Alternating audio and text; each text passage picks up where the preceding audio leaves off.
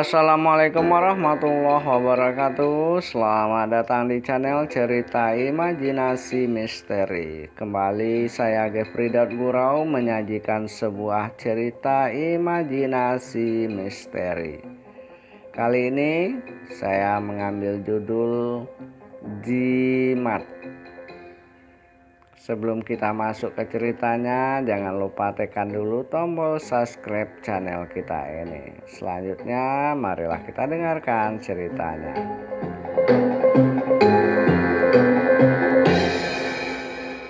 Hampir masuk waktu maghrib, barulah Doni sampai di rumah. Keadaan rumah sunyi, ayah dan ibunya tidak terlihat. Doni langsung saja pergi ke kamar mandi untuk membersihkan diri.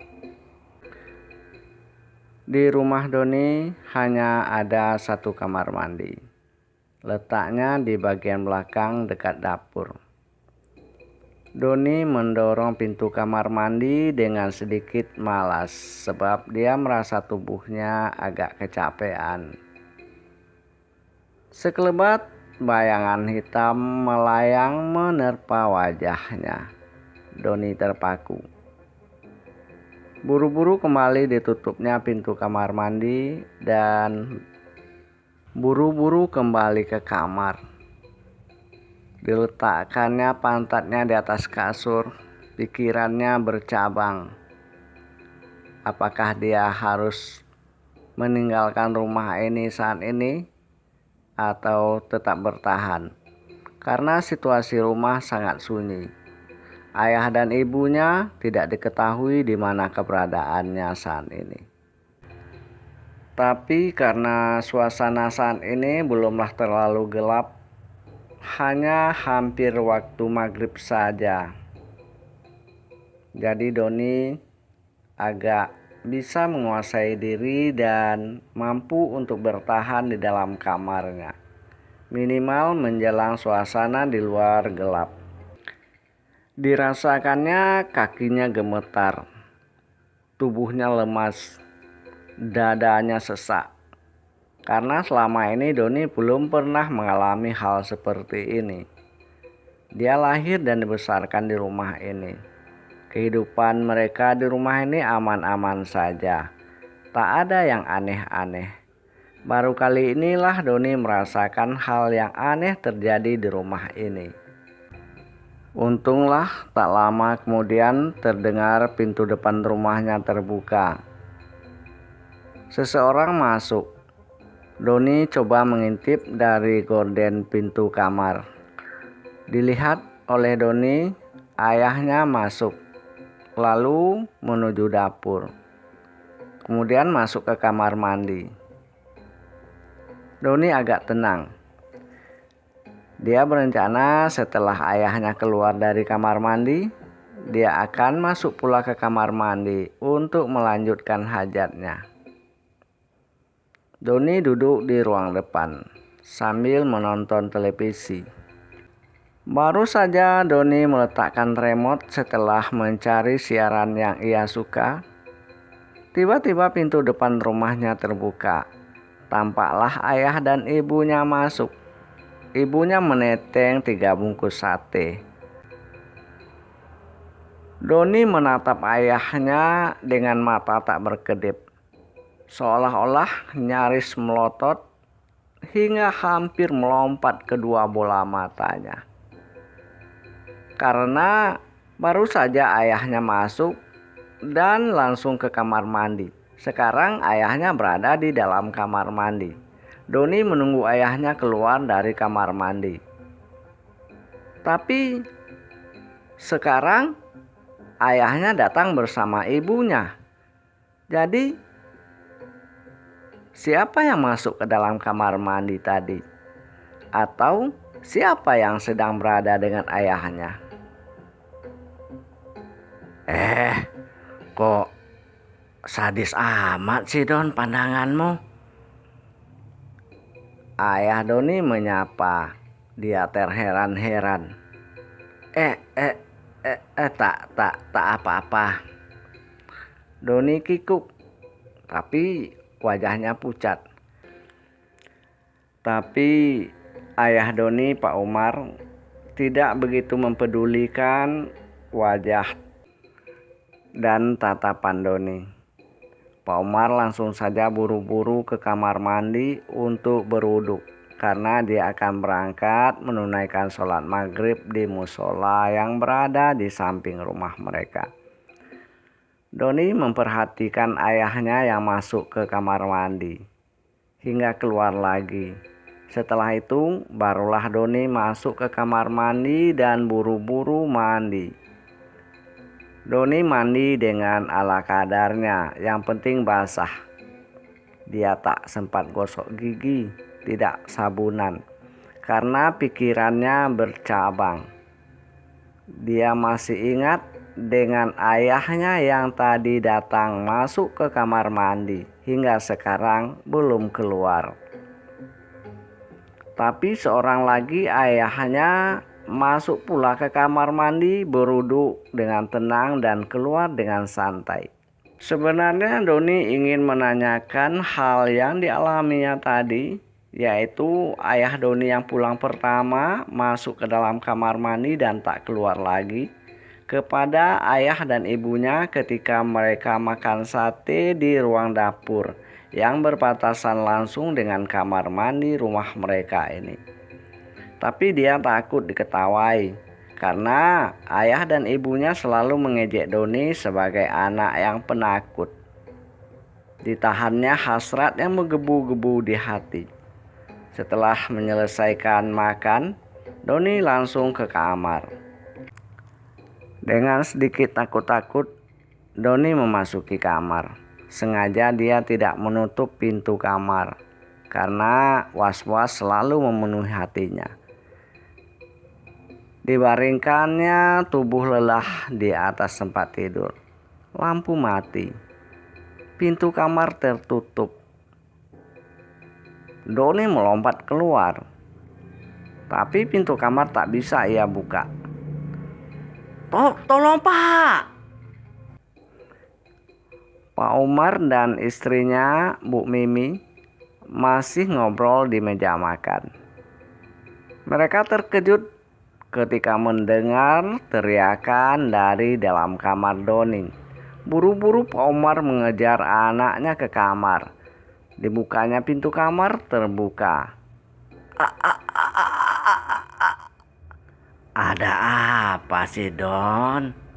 Kok masuk kamar sore-sore begini, lampu tidak dinyalakan? Kata Pak Umar tidak mempedulikan Doni. Pak Umar langsung menuju saklar lampu dan menyalakan. Lampu menyala. Ada apa sih Don? Sore-sore teriak-teriak. Ibu Doni, Bu Mimi menyusul mereka ke kamar Doni. Anu Bu, tiba-tiba lampu kamar mati. Pintu tertutup sendiri. Ketika kubuka, tetap bisa dibuka Bu. Loh, Bapak membukanya biasa saja kok. Lampu juga bisa nyala. Nih sekarang nyala kan? Makanya Don, sholat nak, sholat. Doni yang dari tadi mengharapkan simpatisan dan pembelaan dari kedua orang tuanya malah mendapatkan hal sebaliknya. Pak Umar dengan gaya santai seolah-olah menganggap Doni berbohong. Dan benar, pintu kamar itu bisa dibuka dengan gampangnya. Lampu kamar juga bisa dinyalakan. Sementara ibunya malah menyuruhnya sholat. Memang sih, sudah beberapa tahun belakangan ini Doni tidak pernah menunaikan sholat. Akhirnya patahlah hati Doni untuk mengadu karena dia yakin tidak akan mendapatkan pembelaan dari Pak Umar dan Bu Mimi. Dia memilih untuk kembali bergolek di atas kasurnya. Sholat dulu Don, baru tidur. Jangan lupa baca doa, ayat kursi. Ibunya berpesan kepada Doni. Tapi Doni malah menutup kedua telinganya dengan selimut dan membelakangi si ibu. Anak dinasehati malah ngeyel, kata Bu Mimi sambil menutup pintu kamar Doni dan keluar. Entah berapa lama Doni tertidur, tetapi rasa-rasa Doni dia sudah tidur cukup lama. Ketika dia terbangun, suasana hening. Di luaran tidak ada lagi terdengar suara apapun. Di dalam rumah hanya dengkuran ayahnya sajalah yang terdengar. Ketika dia melirik ke arah jendela, gorden jendela belum tertutup. Perlahan Doni mengumpulkan semua keberaniannya dan mendekati jendela. Dipegangnya gorden yang masih tergulung di atas. Maksud hati hendak menutup gorden itu. Tapi ada keinginan lain yang timbul di hatinya.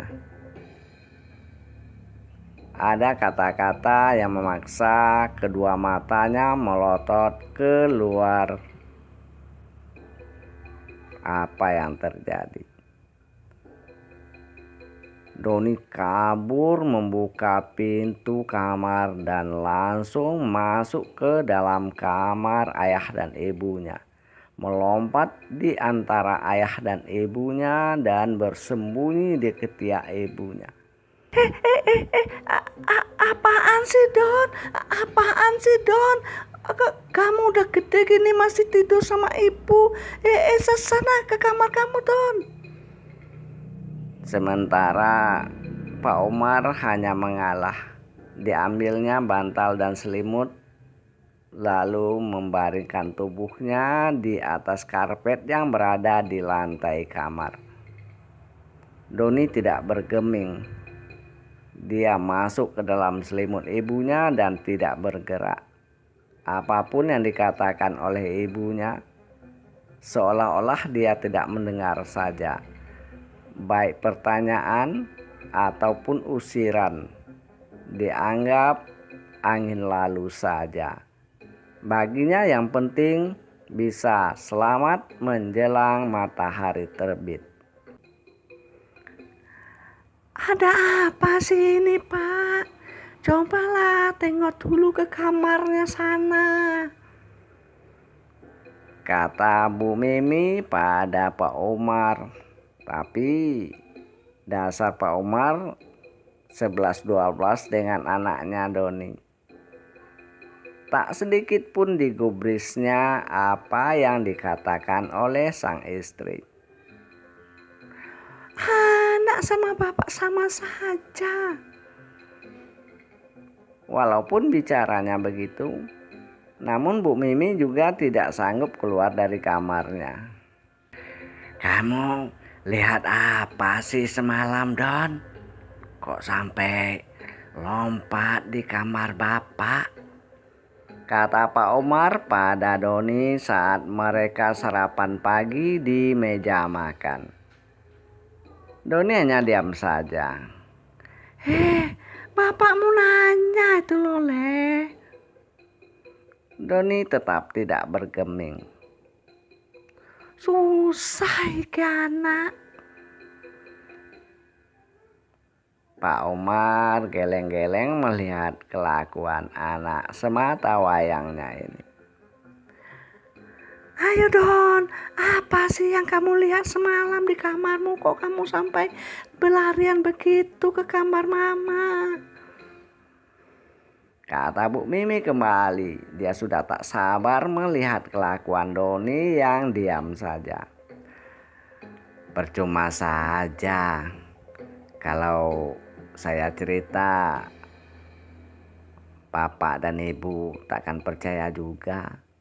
Kata Doni pergi meninggalkan meja makan, membuat kedua orang tuanya saling pandang dan melongo. Setelah Doni pergi bekerja, tinggallah Pak Omar dan Bu Mimi di rumah. Mereka sehari-hari menghabiskan waktu di rumah karena Pak Omar tidak bekerja lagi setelah pensiun.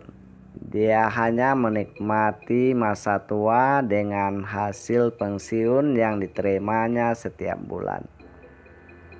Pak, ayo kita ke kamar Doni, Kata Bu Mimi kepada suaminya sambil berdiri dan langsung melangkah ke depan ke arah kamar Doni. Melihat istrinya sudah berjalan ke arah kamar Doni, Pak Umar yang notabene-nya penakut juga barulah beranjak dari kursinya dan menyusul istri dari belakang. Tetapi Bu Mimi tidak langsung masuk ke kamar Doni. Dia hanya berdiri di depan pintu. Pak Umar tahu dia pastilah akan dijadikan ujung tombak untuk masuk ke kamar Doni. Karena itu dia sudah antisipasi. Langsung saja dia menuju ruang teras dengan melewati istrinya yang sedang berdiri di depan pintu kamar.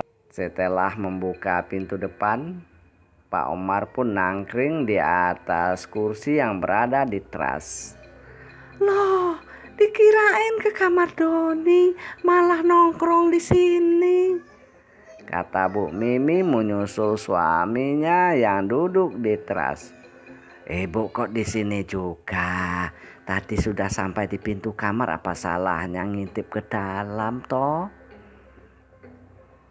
Kata Pak Omar tanpa memindahkan sedikit pun pandangannya dari koran yang baru saja dibuka.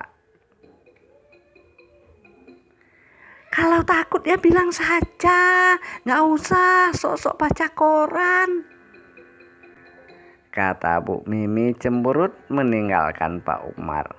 Kalau udah tahu ya sudah, jangan disuruh-suruh.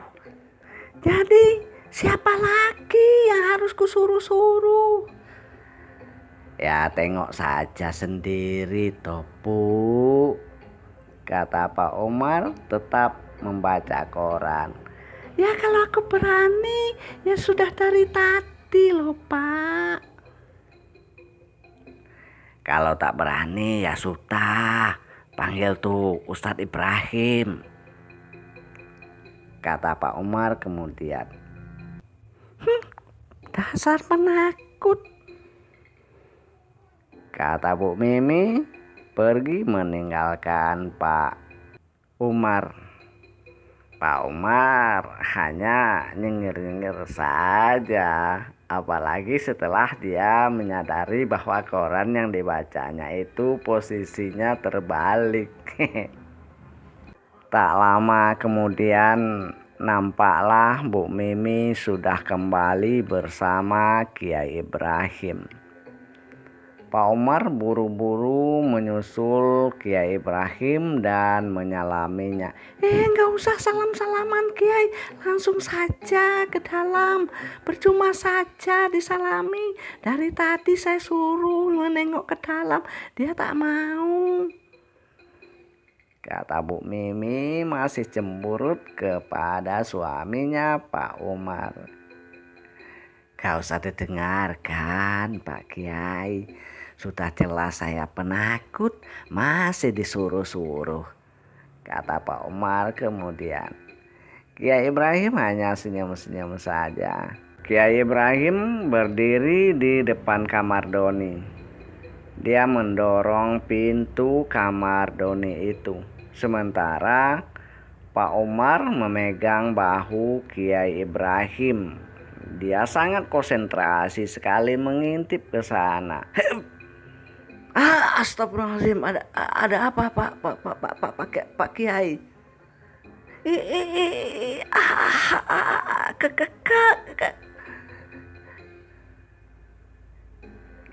Kiai Ibrahim hanya tersenyum. Ada apa sih Kiai? Kata Bu Mimi kemudian setelah bisa mengatur napas sehingga dia agak merasa tenang sedikit. Tidak apa-apa, saya cuma terpleset, kata Kiai kemudian dengan senyum tertahan. Hatinya bergemuruh penuh tawa, tapi dia tidak berani mengeluarkan tawanya itu. Takut Pak Umar dan Bu Mimi tersinggung. Saya kira apa loh Kiai? Tenang saja, kata Kiai Ibrahim. Ya saya sih tenang-tenang saja Kiai. Tuh ibunya Doni yang kelewatan. Sudah jelas dia yang melompat, malah nyalain aku. Piye sampean iki? Bu, ibu, percuma saja ibu sholat 5 waktu gak pernah tinggal. Sama setan masih takut, kata Pak Umar nyengir-nyengir tetap memegang bahu Kiai Ibrahim. Emangnya sholat untuk ngusir setan? Ya Pak Kiai, sholat kan gak untuk ngusir setan kan Pak Kiai? Kata Bu Mimi kemudian seolah-olah minta pembelaan dari Kiai Ibrahim. Kiai Ibrahim hanya diam saja lalu menutup kembali pintu kamar Doni dan membalikkan tubuh hendak meninggalkan kamar Doni ini. Tapi Pak Umar masih saja memegang bahunya dan ikut pula membalikkan tubuh. Kiai Ibrahim berjalan menuju kursi ruang tamu. Sementara Pak Umar tetap saja memegang bahu Pak Ibrahim dan berjalan di belakang Pak Ibrahim bagaikan kereta api. Bu Mimi mencubit pinggang Pak Umar. Pak Umar menoleh. Ayo, temani aku ke belakang. Masa ke belakang sendirian saja takut? Nggak ada apa-apa kan Pak Kiai? Kata Pak Umar kepada Pak Kiai Ibrahim sambil memandang seolah-olah mengejek pada istrinya. Susah banget punya suami. Ya sudah Bu, tak usah repot-repot buat minum segala, kata Kiai Ibrahim setelah dia tahu gelagat bahwa Bu Mimi takut ke belakang. Tentunya Bu Mimi ingin membuatkan minum untuk mereka. Tak apa-apa Kiai, duduk saja dulu biar saya temani istri saya ini. Nanti kalau tak ditemanin dia gak cantik lagi loh Pak Kiai. Kiai Ibrahim cuma mesem-mesem saja melihat kedua orang tua ini. Seolah-olah mereka bagaikan anak SMA saja, gumam Ustadz Ibrahim di dalam hatinya. Ada apa sebenarnya Kiai? Kok sampai Doni begitu takutnya semalam? Kata Bu Mimi setelah mereka bertiga duduk di ruang tamu. Silakan diminum dulu Kiai. Ibu ini bagaimana toh? Kiai belum minum kok sudah disosor pakai pertanyaan. Ya aku udah gak sabaran toh Pak. Tak ada apa-apa. Sebenarnya ada apa sih Pak Kiai? Bu Mimi tampak tak sabar. Tidak. Nanti saja kalau Nak Doni sudah pulang, suruh saja Nak Doni ke rumah saya. Biar saya jelaskan pada Nak Doni. Loh, saya ingin tahu juga loh Pak Kiai. Kata Bu Mimi lagi. Loh, urusannya kan sama Doni toh Bu. Iya, Ibu penasaran loh Pak. Nanti kalau dikasih tahu sama Kiai, Ibu jangan kasih tahu Bapak ya. Loh kok bisa begitu sih Pak? Ya mesti begitu Bu. Jangan takut, tak ada apa-apa. Nanti sajalah saya bicarakan dengan Doni ya Pak Bu ya. Kata Kiai Ibrahim sambil meneguk susu panas yang berada di dalam gelas yang baru saja dihidangkan oleh Bu Mimi. Ceritakan saja lah Pak Kiai, biar tidak buat penasaran. Kata Bu Mimi setengah memaksa. Kalau saya ceritakan, apa Bapak mengizinkan? Ya sudah jelas nggak mengizinkan toh Pak Kiai. Setelah Pak Umar kemudian.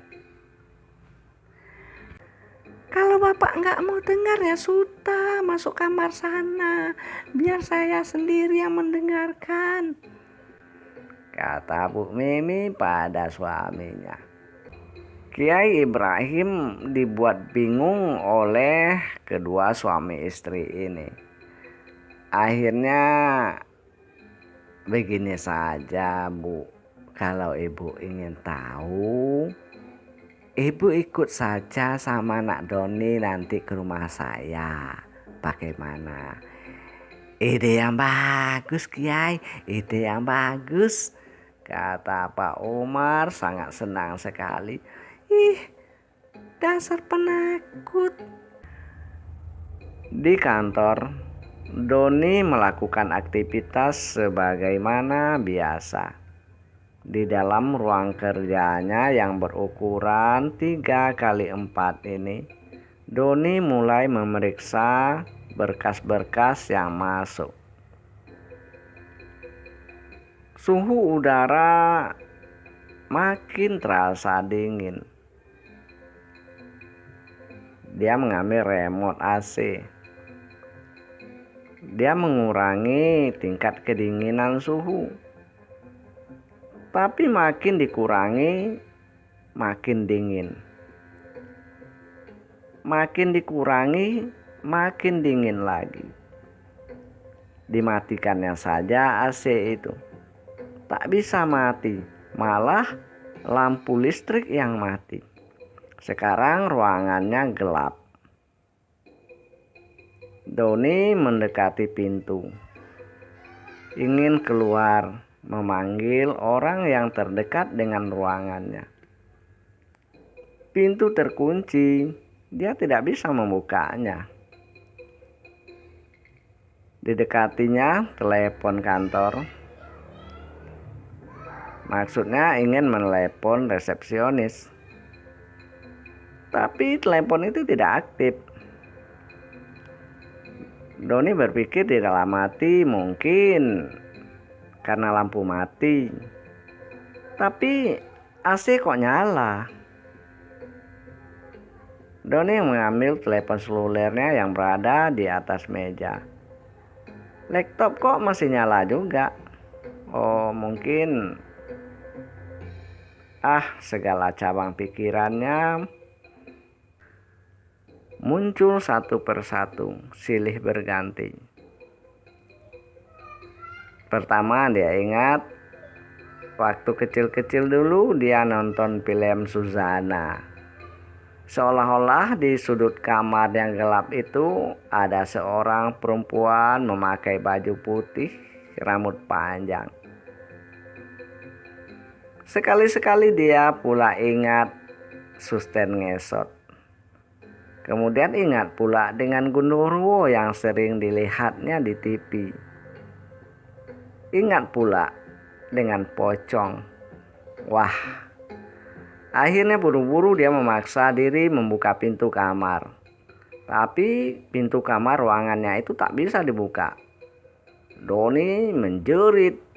Dia tidak lagi bisa menahan diri. Habislah karismanya sekarang. Menjerit-jerit histeris memohon agar ada orang di luar sana yang datang membukakan pintu.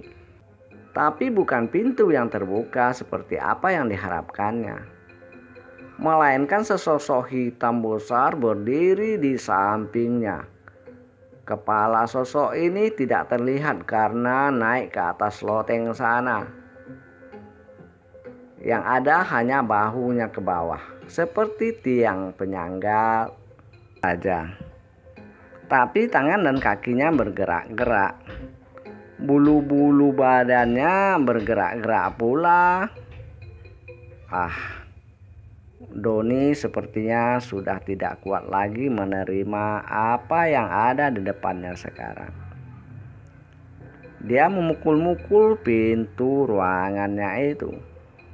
Tapi tak ada tanggapan dari luar. Sosok hitam tinggi yang berada di depan Doni sekarang, yang kepala dan bahunya berada di atas plafon, melangkah mendekati Doni. Doni histeris. Dia coba kabur, tapi kakinya terpleset karena menginjak remote AC yang tadi terjatuh dari tangannya. Doni terduduk. Doni berinsut-insut mencari dinding, tapi sia-sia.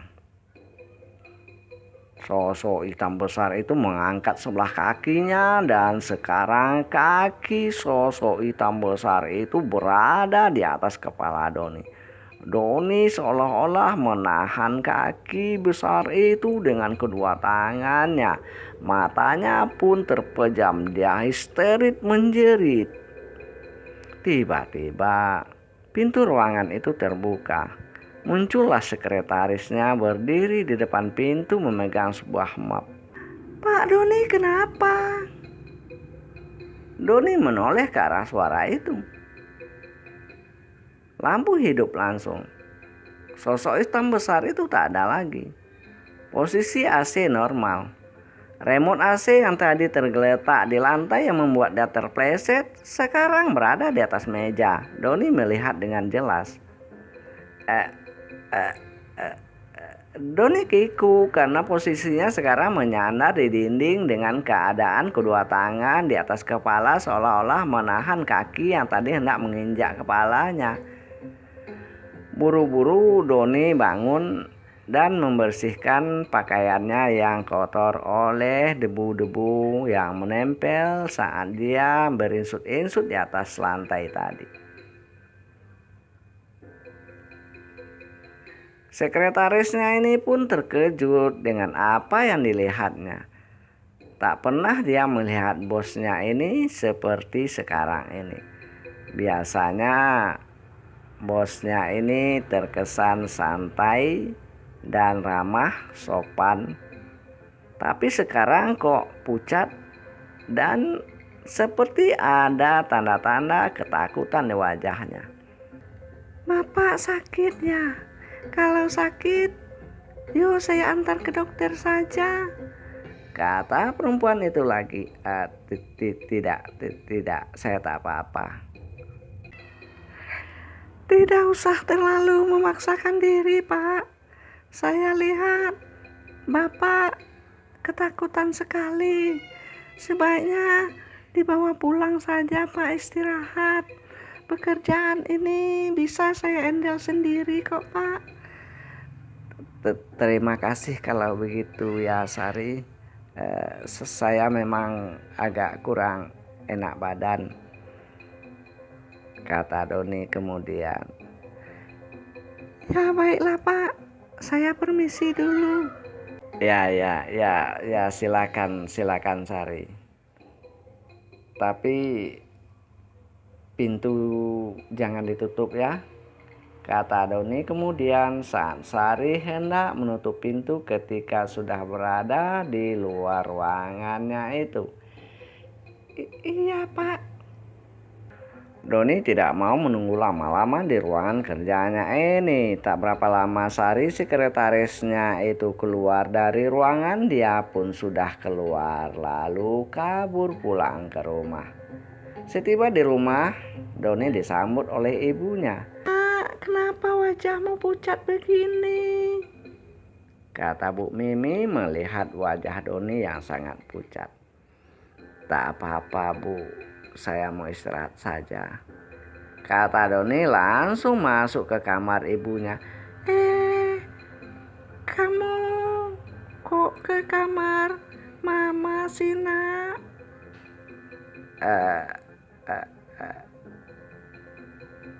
Doni lanjut ke kamar ibunya tanpa mau mempedulikan teguran si ibu. Akhirnya Bu Mimi memutuskan tidak mau membawa Doni ke rumah Kiai Ibrahim, tapi sebaliknya dialah sekarang yang kembali ke rumah Kiai Ibrahim. Tak lama kemudian tampaklah Kiai Ibrahim dan Bu Mimi sudah berada di dalam kamar Bu Mimi. Di sana Doni sedang tergeletak lemas. Assalamualaikum Don. Doni terkejut ketika melihat di pintu kamar Kiai Ibrahim berdiri bersama ibunya. Waalaikumsalam Kiai, kata Doni sambil berusaha untuk berdiri. Tak usah kalau tak sanggup, kata Kiai kembali. Aku tak apa-apa Pak, ayo kita ngobrol di ruang tamu saja, kata Doni keluar menuju ruang tamu. Di dalam hatinya dia merasa getir juga sebab ketahuan oleh Kiai Ibrahim dia tidur di kamar ibunya.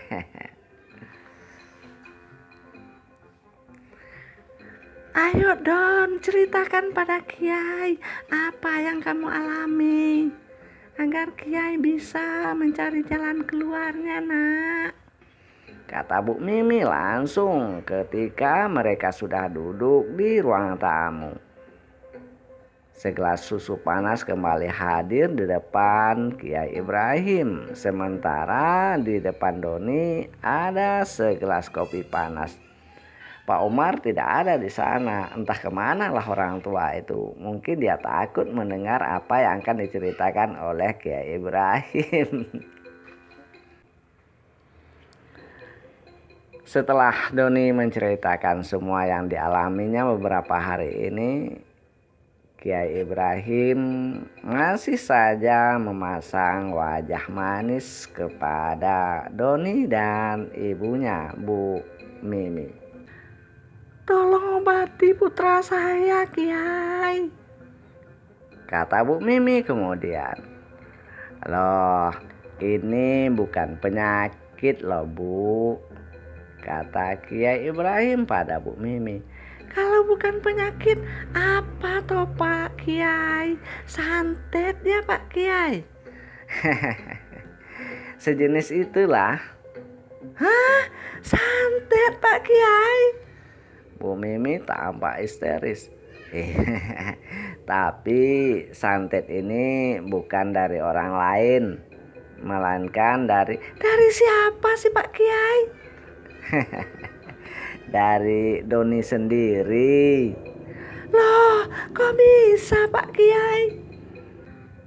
Don, apa kamu sungguh-sungguh mau dijauhkan dari Gundorwo yang selama ini mengganggumu? Hah? Gundorwo ya Pak Kiai? Iya Bu, Gundorwo, iblis, jin sesat, kata Kiai Ibrahim menjelaskan.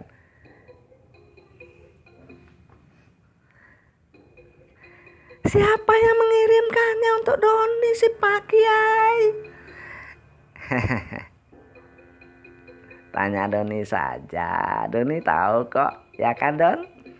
Kata Kiai Ibrahim sambil mesem-mesem pada Doni. Saya tidak tahu Kiai. Benar. Benar Kiai. Kalau begitu, kamu sungguh-sungguh mau diusirkan Gundurwo itu dari kehidupanmu, kata Kiai Ibrahim kemudian. Sungguh Pak Kiai, saya sudah capek sekali beberapa hari ini Pak Kiai. Oh, jadi kamu sudah merasa capek. Berapa hari? Sudah 3 hari belakangan ini Pak Kiai. Cincinmu itu bagus sekali Don. Sudah berapa lama kamu pakai cincin sebagus itu Don? Baru 3 hari Pak Kiai. Kamu dapat dari mana? Saya beli Pak Kiai. Mahal ya Don?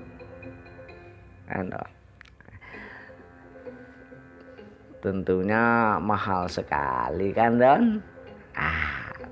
Tidak Pak Kiai, cuma 3 juta rupiah. Astagfirullahaladzim Doni. Nah, kamu pakai cincin itu sudah 3 hari toh? Iya Pak Kiai. Nah, kamu di uber-uber Gundurwo itu sudah berapa hari? Iya Pak Kiai, sejak saya pakai cincin ini Pak Kiai.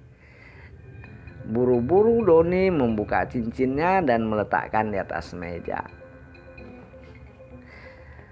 Doni, 3 juta beli Gundurwo, cuma bikin repot, bikin susah, bikin takut. Aduh Doni, sejak kapan kamu mau jadi dukun nak? Saya nggak mau jadi dukun kok Bu. Kata orang-orang, cincin ini sekedar untuk pelindung diri saja. Astagfirullahaladzim Don. Kita berlindung itu kepada Allah. Masa kamu berlindung pada Gundurwo?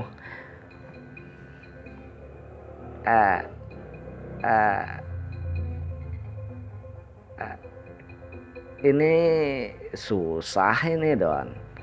Tidak bisa memisahkan Gundurwo itu dari kamu dengan semudah membalik telapak tangan, sebab kamu sudah mengeluarkan uang sebagai mahar. Jadi sekarang Gundurwo itu akan terus saja mengikutimu walaupun cincin ini sudah tidak kau pakai. Aduh nak, bagaimana ini Pak Kiai? Gampang Bu, asal Doni mau saja mengerjakan sholat 5 waktu dan memohon perlindungan kepada Allah. Bagi Allah tak ada yang sulit Bu, apalagi cuma Gundurwo seperti ini. Emangnya Gundurwonya seperti apa sih Pak Kiai? Mendengar pertanyaan dari Bu Mimi, Kiai Ibrahim mengambil cincin yang diletakkan oleh Doni di atas meja lalu menggenggamnya dengan tangan kanan. Kemudian dia mulai meminta kepada Allah.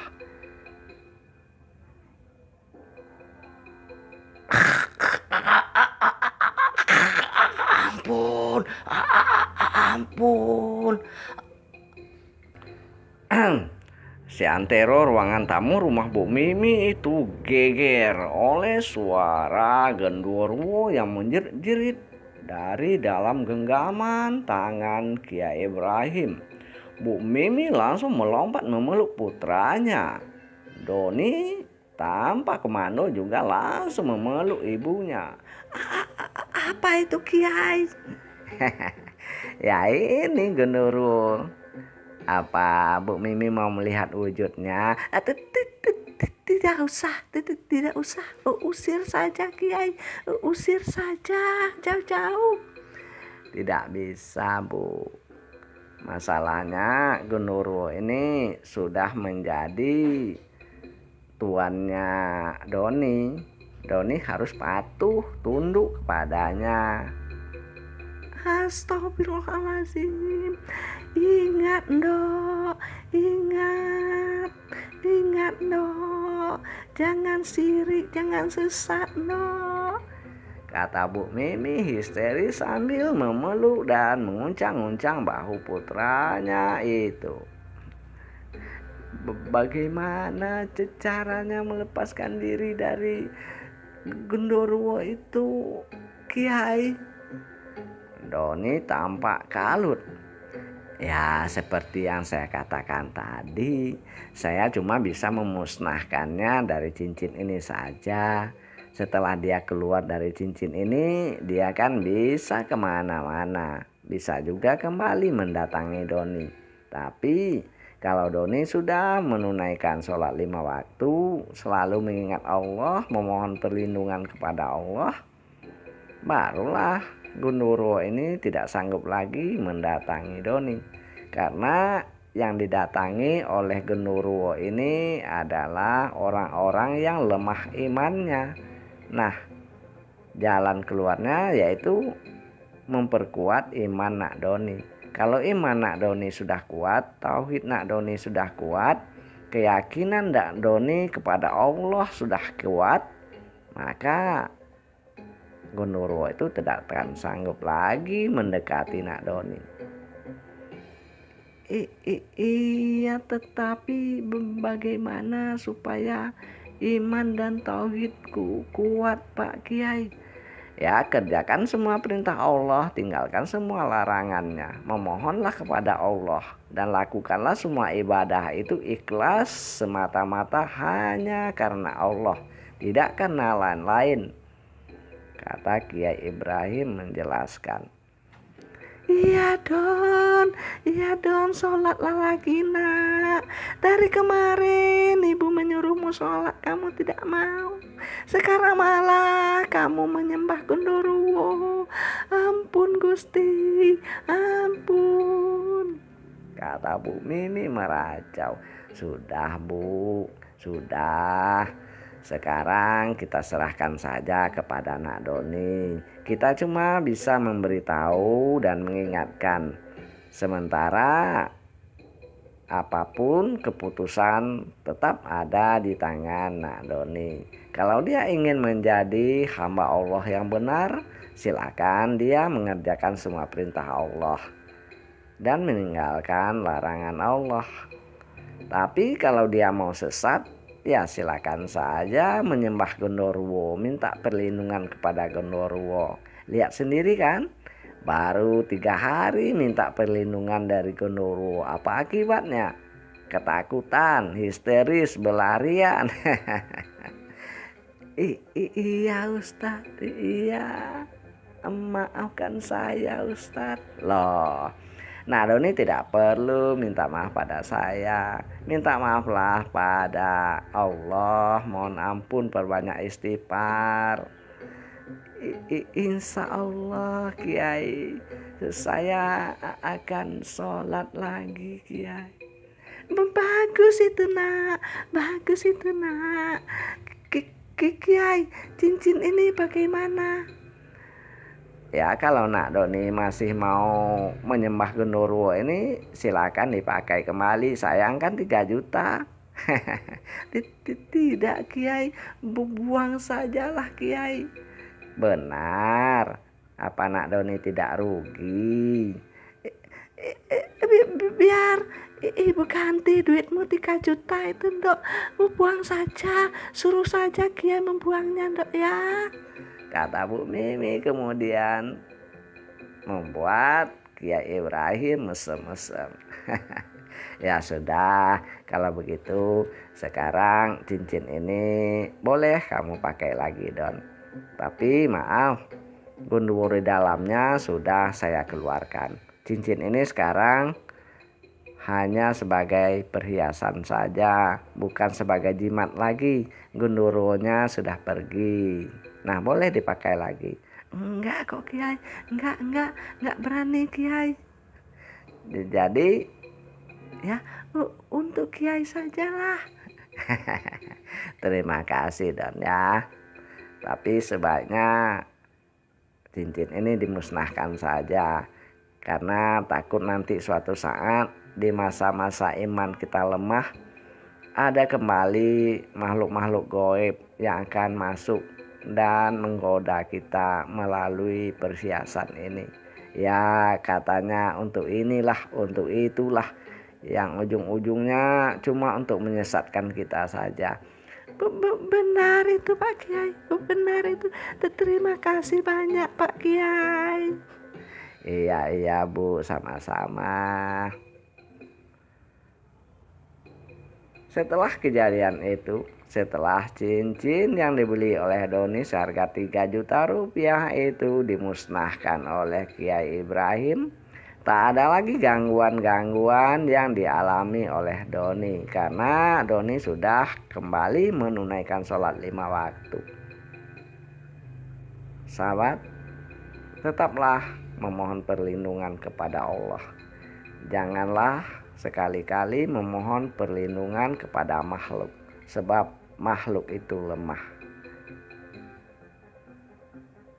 Yang kuat, yang perkasa, yang pantas untuk dijadikan pelindung hanyalah Allah. Wassalam.